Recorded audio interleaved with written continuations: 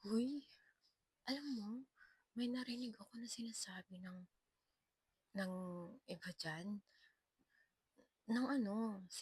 sinasabi niya na ang pangit na ng buhay natin and wala tayong ambag sa family, wala tayong ambag sa buhay natin, ang boring-boring kasi hindi tayo lumalabas, nagkukulong lang tayo, ang tamad-tamad natin, wala tayong ginagawa. So ano na yung buhay daw natin?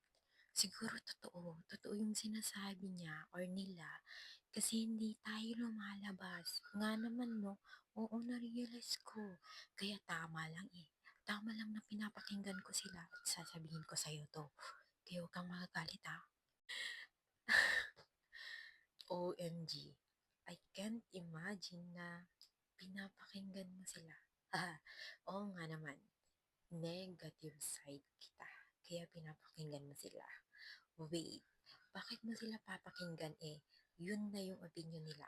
At yun ang inaalaw natin na makita nila.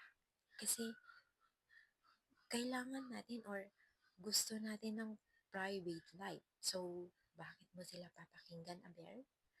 Well, okay lang naman na pakinggan mo sila.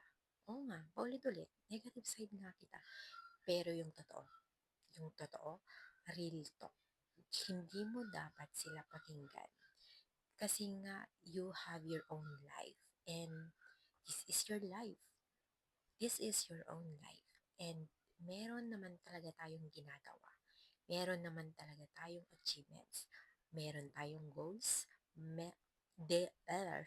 Tingnan mo, nabubulol na ako. I mean, daily goal, monthly goal, weekly goal, and yearly goal. Yes, maraming hindi natutupad, pero that is life.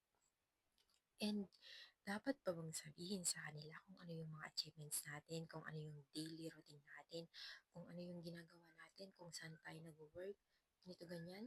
Dapat pa i-update sila. Ano natin sila, jowa? Diba? Yun kasi yung inaalaw natin eh. And hindi na natin yun mababago. So, yun na sila. Ikaw na lang mag-adjust. Diba? Tayo na lang mag-adjust, Javier. So, yan. Huwag mong hayaan na didiktahan ka nila at huwag mong hayaan na ma-please mo lang sila. Stop pleasing them. Stop pleasing everyone.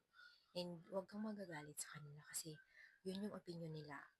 I mean, hindi naman sa ikaw yung pinagkakabisihan, pero yun kasi yung nakikita and yun yung character or ABC nila. Attitude, behavior, and character. So, focus ka lang dyan. Dito tayo comfortable eh. Dito tayo masaya. And ito yung comfort zone natin. Hindi lang naman talaga tayo nagkukulong lang and everything. Balance naman yung life natin. Hindi lang natin, or ikaw, hindi mo lang nakikita kasi nakafocus ka sa sinasabi ng iba. I mean, balance is lumalabas naman tayo kapag may time or kapag need natin. Yun nga, may goals tayo. So, stop pleasing anyone. Okay? Okay. Ito naman, panira ka eh. Gusto ko nga silang pakinggan, pero sige, ako na mag-a-adjust para sa'yo. Okay, hindi ko na sila papansinin.